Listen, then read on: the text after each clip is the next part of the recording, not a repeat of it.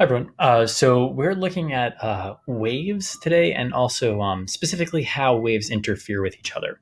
So here I have a YouTube video. I'm going to go ahead and just get it started quickly. I want to turn this off though. Okay, there we go. Let's just watch this for 1 second and see what's going on.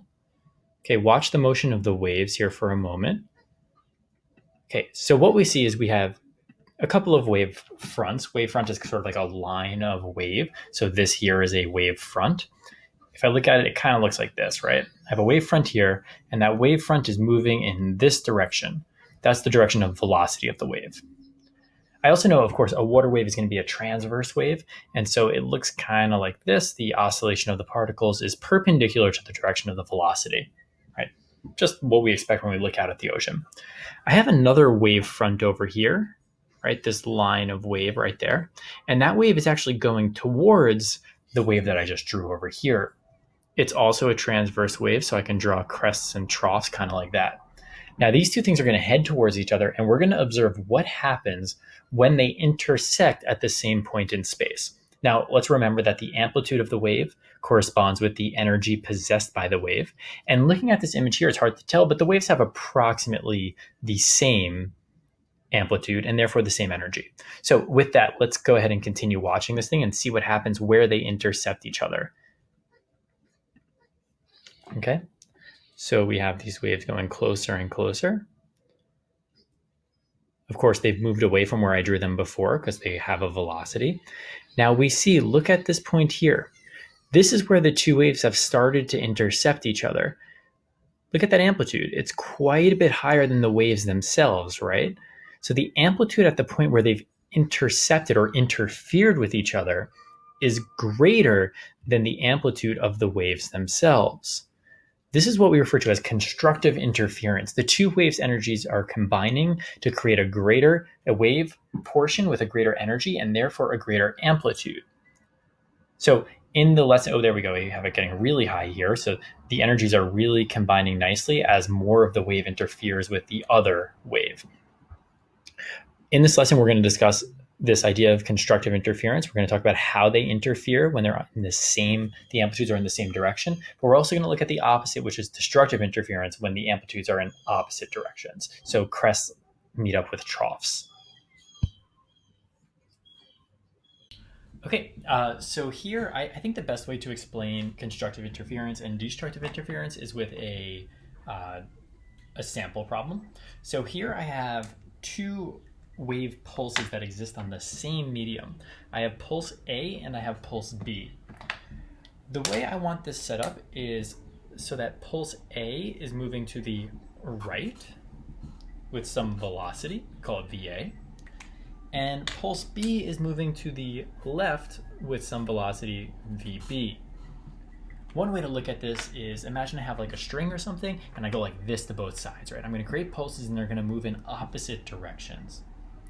A few important details about this setup is that the width of B is 3 units, whatever they are, and the height of B is 1 unit. Okay, A has a width of 3 units as well. I think I made it inches, but I don't remember. That's going to be 3 inches. And it has a height of 2 units. Okay, so A is 3 wide and 2 high. B is 3 wide and 2 high. And I deliberately made the widths the same because it just kind of makes these problems a little bit easier for us to deal with. Point P right here is the point at which these two waves will exist at the same position. So B will be here and A will be here. And the center of the two, 1.5 in from each, will be at point P. Right off the bat, we can say a few things. We can say that VA equals VB. The speed of A equals the speed of B. Now, you should be able to explain why. These two pulses exist in the same medium. We know that the speed of a wave, and in this case a pulse, is determined by the medium. They both exist in the same medium, and therefore they should have the same speed. The next thing we can say is that the energy of A is greater than the energy of B. How do we know that? Well, the amplitude of A is twice that of B, right? I said that just looks like a dot. We said that the amplitude of B is 1 as opposed to A's 2. And so A must therefore have a greater energy. So when they reach this point here, point P, that's what this next drawing here is, they're going to combine constructively. What that means is we are going to simply add the amplitudes together. This is what's called superposition. The width of the two, there we go. The width of the two should stay the same. Oh, my camera keeps going out of focus. Stop. Focus. Good. Okay. So the width should stay the same. I want to make sure I mark that at 3. So 1, 2, 3. So let's say from here to here. I'll fill this in appropriately. But what should happen to the height?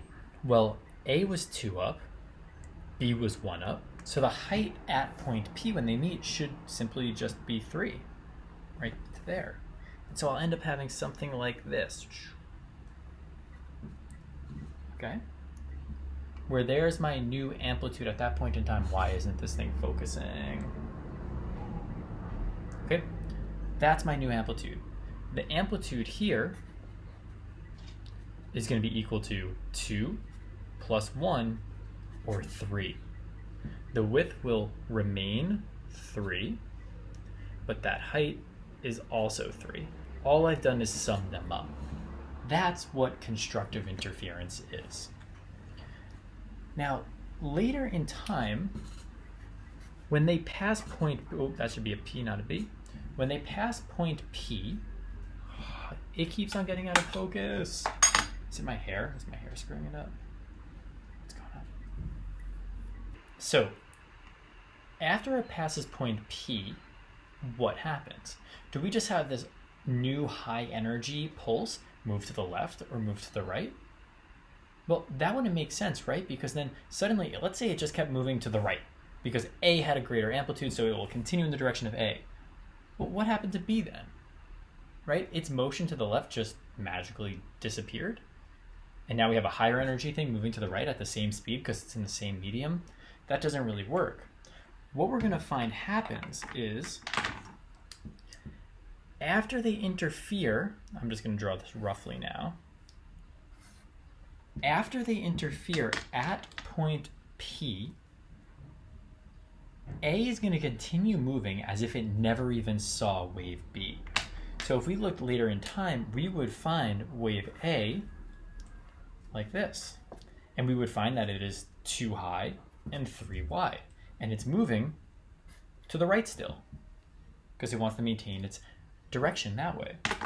B, we would find, has the same properties as it had before. 1 high, 3 wide, moving to the left. So this is something really interesting about waves that we usually don't see with ordinary matter.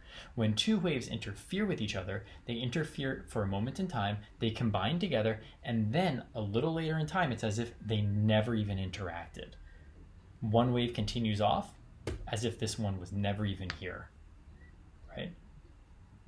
B continues off as if A were never even there, except for the instant in time, not the instant, the duration of time that they were over each other. Superpositioning over one another. Now, constructive interference is very similar, but slightly different than destructive interference. And I'm sure you can already start to predict what's going to happen here. I have a wave that's 1 high, right? I have B is also 3 wide. I'm trying to be consistent here. A is again 3 wide, but this time it's -2 high. So its amplitude is flipped below the medium. Okay, negative instead of being positive. They will again meet at some point P here. Once again, we can say that the energy of A is greater than the energy of B. And you may be thinking, oh, but A is negative now, so shouldn't it have a lower energy? But let's remember, energy is a scalar. We don't care about that negative sign, unless we're talking about transfers, and here we're not talking about transfers. All right?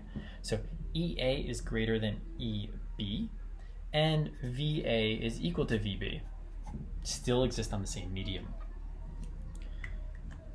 When they reach position P, what do you think is going to happen? Well, A has a negative amplitude, B has a positive amplitude. We're just going to do superposition again. It's going to be the same thing, -2 plus 1, or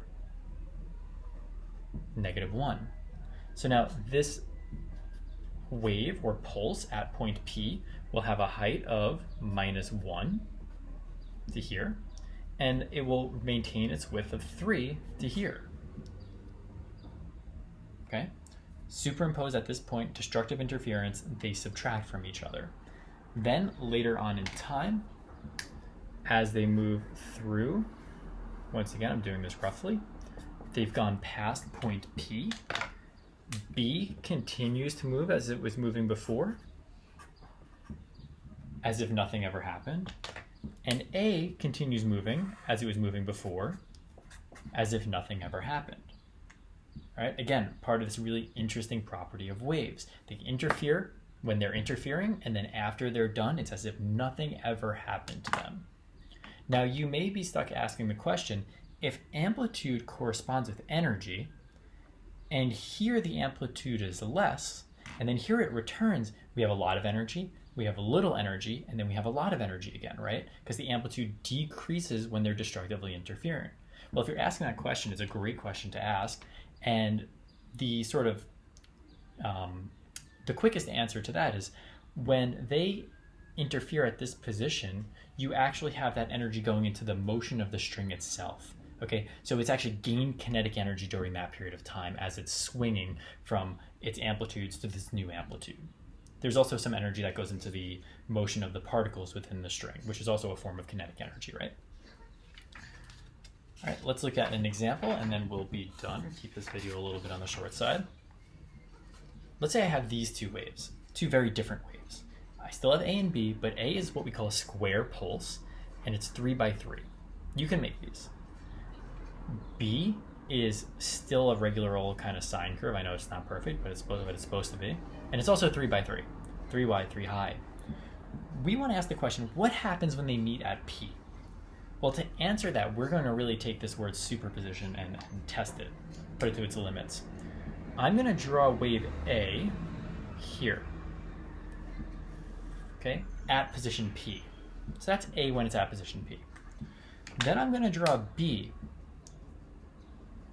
when it's at position P. Okay.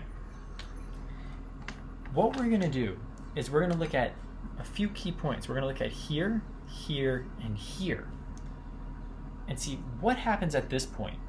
Well, I need to subtract this part of A from this part of B. Well, that's 3 at A and 0 at B. What that tells me is that my resultant should be at 3. Let's look at this point. Well, I'm going to subtract 3 at A and minus 3 at B. That tells me I'm at 0. Well, this is the same as this was, right? So here I'm up to here. And so what we're going to observe is we have this straight up vertical, just like A, because B doesn't take any kind of bite out of A, but then it's going to go down just in the shape of B like that. And that's my resultant. Later on, when they go past each other, they'll move as if the other wasn't even there. A will be somewhere over here as a square, and B will be over here like a negative sign. Right? So that's superposition. We have both constructive and destructive interference. I hope that this has been clear, and I hope that this explains why those two water waves combine to form a wave with a greater amplitude and then move off as if nothing ever happened.